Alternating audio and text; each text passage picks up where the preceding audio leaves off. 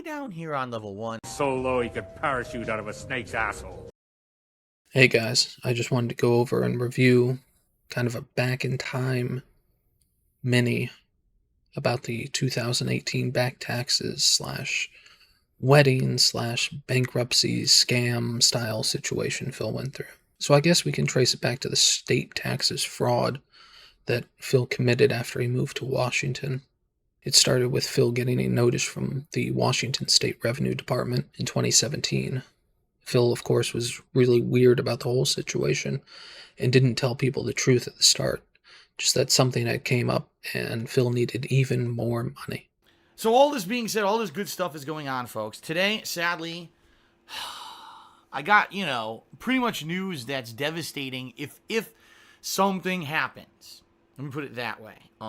Just so everyone else, this is not a threat to my YouTube channels. This is not a threat to my Twitch. It's nothing like that at all. I'm not getting sued, nothing like that. But it's something that I can't fully tell you about. The really strange part was that Phil suddenly stopped referring to his business as a business. So there is a lot of positivity going on behind the scenes. The problem is all the work that I put into this entity, it's not a business. It's because it's not. I don't own a business. I don't legally own a business anywhere. Being self-employed, this self-employment legacy of me having a YouTube channel that people go to watch this certain style of gameplay every day. And which of course caused people to guess that it had something to do with taxes. Unfortunately, the detractors were wrong. It wasn't federal tax fraud. It was state tax fraud. So Phil came up with an end-of-the-year fundraising marathon to pay his back taxes. The Raising of Funds Marathon at the end of 2017 was the start of the whore boards, as Theo used to call them. And we're talking literally thousands of dollars he was able to raise in this marathon. $2,600 in just tips, $1,500 on pay me tons. And it doesn't list in the picture his total amount of cheers, but I remember someone calculating it was $750, maybe $500 in Twitch bits, which was an absolute boatload of money, the total being about $5,000. Remember that number because it shows up again, which was very close to the $4,000 Phil would end up owing the state for his late business taxes. And yet somehow the next thing that happened out of nowhere wasn't Phil paying his taxes, but Kat suddenly needed a place to stay and would be moving in just a month or so. And the version of the story Phil told was that her lease was expiring and she suddenly needed a place to stay. So, my girlfriend's lease ending at the end of February, she was looking to get maybe a short-term lease on her place, right? Maybe I could do like a 3-month or a 6-month lease only. And then, depending on what happens with Phil, can I move in with Phil or whatever? Well, she got notice in the past couple of weeks. Guess what? She can't renew her lease because the owner of the place where she lives has decided to sell the house. So basically she got served the notice, you have to leave permanently by the end of February. Which now puts her in a position, she's like, oh shit. Well, now you're talking not only getting a new lease, but now I have to move all my shit out of here. Okay? And you'll go to a new place. And if I'm going to move in with Phil this year at some point, now you're talking 2 moves. That would not be good. Imagine if she had to pay to get all her stuff moved once, and then within a few months, oh, well, now things are good. Let's move in, move in with me. Now she has to pay to move the stuff again. It doesn't make sense. Double move doesn't make sense at all, right? So that being said, we are currently in the works, all right, of having her move in with me. Okay? It was a week after making all of that money that he suddenly tells people his new girlfriend is moving in, which was highly suspicious to all the detractors. And then later that year, he would end up paying the $4,000 to the state, which, if you do the math, for the 3 years he owed back taxes at about a 1% business tax, his gross income must have been greater than $100,000 a year. If you want an explanation about how none of it made any fucking sense, I suggest watching Tevin's old video about the back state taxes and trying to figure out anything from that. The way Phil told it, it didn't make any fucking sense, and I think that's the point. So somehow, despite being able to afford his back taxes after raising thousands of dollars in donations on top of what he normally earns, Phil somehow fell behind on his federal taxes. Even though he literally only owed the state 1% of his gross income, that was enough to make it impossible for him to pay his bills while making a six-figure income. Try and make any sense of that. Anyway, a year later in 2019, we start the back taxes / save the parents / wedding scam. Phil tells people he owes $16,000 in back federal taxes somehow. All right. So, factoring in all things and what I already have to put towards it, the net amount that I still am going to owe to the government, all right, $17,161. Ouch. That is horrible, right? That's fucking insane amount of money. Yeah.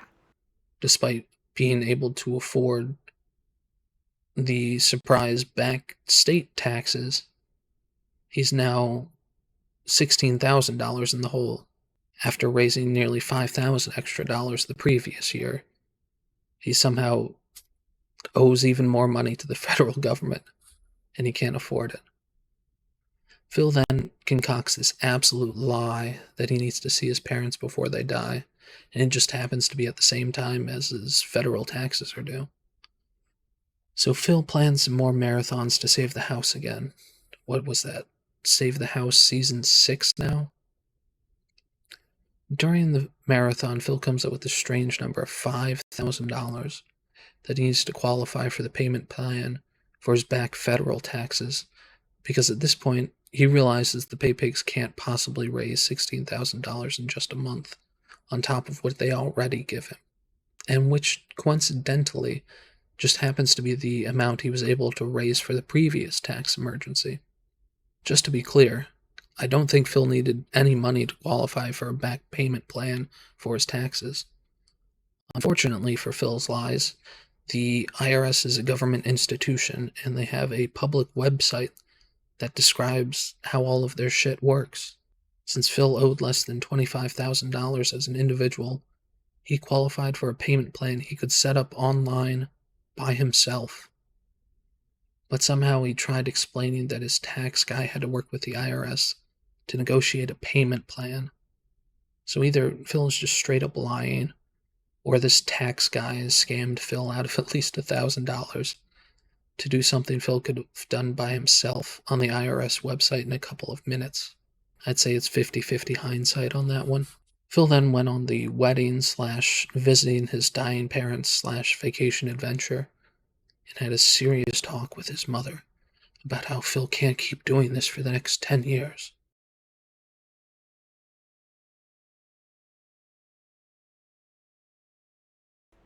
I told her straight up front. I said, not possible. Honeymoon can't. You could promise us this, and I probably will never be able to take it. Okay, but you know my financial situation. I basically gave her all the financials of everything. All right, and sitting there having this honest conversation, my mom said, "Well, here's the deal." She's like, "I need you to commit to a fact that you're gonna do some life changes in the short term and the long term. And this is not the life that you're going to be able to live for your whole life." She's like, "What are you going to do, when you're 50, 60 years old and you think people are going to still want to tune into your stream all day long? I mean, yeah, maybe I could still do like a part-time stream, but no, who's going to want to sit watching a 60-year-old guy play video games all day, right? In addition to that, you're killing yourself." And for those of you who aren't counting, he's halfway through that promise so far, and Phil would get a new job soon. Phil then explained the back taxes situation and convinced his parents that instead of giving him thousands of dollars so that he and Kat could go on a honeymoon, they instead gave Phil the money to qualify for a back tax payment plan, which he was already qualified for, which didn't matter anyway because he never spent a fucking penny of it on the taxes. let's look at some of the numbers. From the bankruptcy filing in January of 2020, Phil claims he owes the IRS $15,000 in back taxes for 2018. He also lists that he's paying $500 per month to the IRS. It's, of course, strange that he owes a whole number to the IRS despite previously giving it to the exact cent, but whatever. I guess it's a bankruptcy application and no one involved gave a shit if people lied. The bankruptcy scam slash business expenses bullshit will have to be a separate video. But the short of it, despite claiming over $5,000 per month in business expenses, which included a month with nearly $10,000 in business expenses, despite claiming his mortgage twice on the form, once for personal expenses and once for business expenses, because he works in his home, he still could only claim negative $35 for his household. But that's going to have to be another toxic as fuck video sometime later. If you look at Phil's bankruptcy filing, he listed he owes the IRS $15,000 in back taxes. The filing date was in January. If you add about a 5% interest he would have owed and a couple months of the $500 per month payments, you get very, very close to the amount Phil claimed he owed in March. And so here comes kind of the point of the video. Phil claimed in March that he owed the feds $16,000. He did multiple marathons to raise thousands of dollars. He convinced his mother, and God willing his wife, that instead of paying for a honeymoon, she should give him the money to qualify for the tax payment plan. And don't forget the Emerald 7 gifted subs from the Christmas right before all of this. Phil got a windfall of nearly $20,000 in gifted subs. Emerald 7 gifted over 1,000 Tier 3 subs on Twitch to Phil in December of 2018. I think Phil still holds the record for the most concurrent Tier 3 subs on Twitch to this day. Right now on Twitch, the largest amount of Tier 3 subs is about 430. DSP got gifted twice that many. And yet somehow not a single fucking penny of any of that went to his back taxes. How the fuck is that possible? Now I want to know, to whom did Phil lie? We know he lied about needing money to qualify for the back taxes, unless he owed a lot more money than he was telling us in March. Did he raise the money from his fans under false pretenses in order to pay for the Connecticut trip? Phil claimed his parents paid for the trip entirely, which of course amounted to thousands of dollars, which just so happens to be roughly the amount he raised from his fans right before the trip. Whatever he spent the thousands of dollars in donations from his fans on, it wasn't the back taxes he claimed. And then there's the amount he got from his parents. They supposedly paid for the entire trip to Connecticut, the round-trip airplane tickets, the week-long hotel stay, the week-long car rental, apparently hundreds of dollars in spending cash they would give him daily, taking Phil and Kat out to dinner every night. His dying parents that were in and out of doctor visits because their health was so bad they were on death's doors. And yet, after spending all that money, they also apparently gifted Phil thousands of dollars for his back taxes, which he didn't need because he was automatically qualified for the payment plan. And then it didn't matter anyway, because none of that went to the back taxes. So the first question is, if he really did raise all of this money, where the fuck did it go? We know not a single penny went to the IRS. So was it WWE champions? God, I hope not. That puts his addiction in a really scary place. Knowingly lying to his own mother and wife so he could buy JPEGs of Hulk Hogan on a mobile game instead of going to a honeymoon? Or did he make the whole thing up? Was there never really any discussion with his parents about paying for a honeymoon? Did he invent that out of whole cloth? Because remember, the number Phil claimed he needed to raise to qualify for the payment plan was $5,000, which he didn't get from his fans before the trips. So Phil needed to invent an explanation about how he was able to qualify for the payment plan despite not meeting the requirements he laid out before the trip. Which is fucking terrible. Phil used his own mother to continue a lie he came up with several months earlier. And of course, since Phil's such a fucking narcissist, he can't see how fucking terrible this bullshit story is. Somehow his wife and mother were okay with Phil paying taxes with the money instead of going on a real vacation, when they know he's planning on filing for bankruptcy later that year. If they were okay with that, why did they pay for the CT vacation anyway? Doesn't make any fucking sense. So I guess the conclusion of this video is kind of in the form of a question. Did Phil lie to his parents to scam them out of thousands of dollars? Or did Phil lie about his parents giving him the money to post hoc claim he didn't scam his fans out of thousands of dollars? I think it's the latter. If we assume Phil or Phil's tax guy are capable of doing a simple Google search and spending 5 minutes looking at the IRS website, we can also assume they know the entire story about needing to make a down payment to qualify for the payment plan is total dog shit. So what I think happened is Phil wanted to go on the Connecticut trip after his parents had been nagging him for decades to get married. But he needed to pay for it, so he came up with the plan to raise extra funds for the trip.